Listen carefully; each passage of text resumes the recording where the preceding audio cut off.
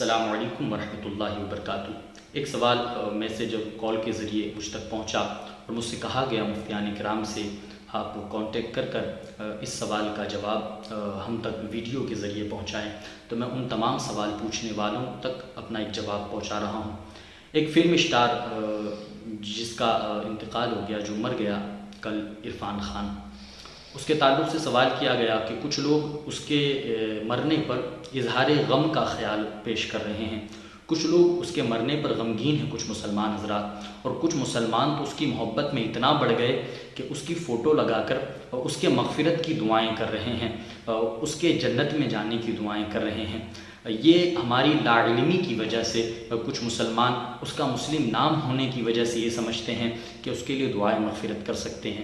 ہرگز نہیں۔ مفتیان کرام فرماتے ہیں ایسے شخص کے لیے دعائیں مغفرت ہرگز نہیں کر سکتے جس کو اپنے مسلمان ہونے پر فخر نہ ہو۔ بہت سارے مسئلے ہیں جس کی بنا پر وہ شخص دائرہ اسلام سے باہر تھا، پھر بھی ہمارے کچھ مسلمان بھائی اس کی مغفرت کی دعائیں کر رہے ہیں، اس کے جنت میں جانے کی دعائیں کر رہے ہیں۔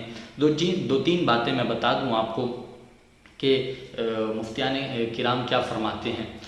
سب سے پہلے تو اس شخص کا پہلے ٹویٹر پہ نام تھا عرفان خان، پھر اس نے اپنے نام کے پیچھے سے خان لفظ ہٹا دیا اور صرف اپنا نام عرفان کر دیا۔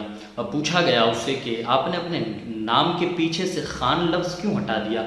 تو وہ کہتا ہے کہ میں نہیں چاہتا ہوں کہ کوئی مجھے میرے مذہب سے پہچانے، میں نہیں چاہتا ہوں کہ کوئی مجھے میری ذات سے پہچانے، میں نہیں چاہتا ہوں کہ کوئی مجھے اب میرے پوروجوں کے وجہ سے پہچانے۔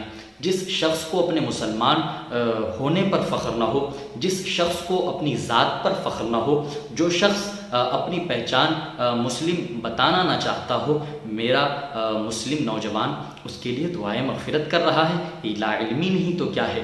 شریعت کہتی ہے۔ اگر یہاں پر کچھ جوان ایسے ہوں گے جو اس کے بارے میں یہ ساری چیزیں نہیں جانتے ہوں گے، یہاں تک کہ اس نے کچھ وقت پہلے یہ بیان تک دیا تھا کہ بقرعید میں جو یہ قربانی کرتے ہیں، یہ قربانی بھی نہیں کرنا چاہیے، بلکہ یہ جانوروں پر ظلم ہے، تم اس سے غریب کی مدد کرو۔ اللہ اللہ، جو اسلام کی قانون پر انگلی اٹھاتا ہو، آج ہمارا نوجوان اور ہمارے نوجوان میں سے کچھ لوگ اس کے لیے دعائیں مغفرت کر رہے ہیں، کچھ لوگ اس کے جنت میں جانے کی دعائیں کر رہے ہیں۔ اللہ اللہ، اللہ ہمیں ہدایت دے۔ ایسے شخص سے ہمارا کیا واسطہ؟ حضور شیخ الاسلام فرماتے ہیں جس میں پاس شریعت نہ خوف خدا، جس میں پاس شریعت نہ خوف خدا، وہ رہا کیا رہا، وہ گیا کیا گیا۔